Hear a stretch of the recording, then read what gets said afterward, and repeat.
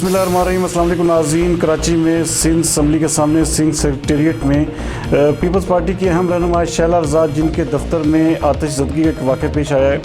कराची से हमारे नुमाइंदा चीसी जावेद इब्राहिम मंगी के मुताबिक सिंध असम्बली के सामने सिंध सेक्रेटेरिएट में आग लगने का वाक़या पेश आया है। फायर ब्रिगेड की 2 गाड़ियों ने आग पर काबू पा लिया है।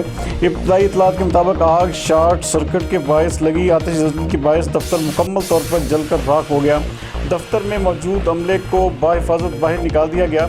इस हवाले से पीपल्स पार्टी की सीनियर रहनुमा शैला रज़ा का कहना है कि आग लगने के वाक़या में कोई जानी नुकसान नहीं हुआ। दफ्तर का AC ख़राब था जिसे कल ठीक कर लिया गया था। मेरी गैर मौजूदगी में दफ्तर और चैम्बर इस्तेमाल नहीं होता। वक्त से पहले कुछ कहना मुनासिब नहीं समझती। दफ्तर में अहम दस्तावेज़ात भी मौजूद नहीं थी। इस हवाले से मज़ीद देखते हैं जावेद इब्राहिम मंगी की ये रिपोर्ट। ये भाई मैडम ये अभी आई है, एक मिनट में बात करो, 1 मिनट बंद करो यार, माइक लो जी मैडम क्या कहेंगी, ये क्या है यहाँ?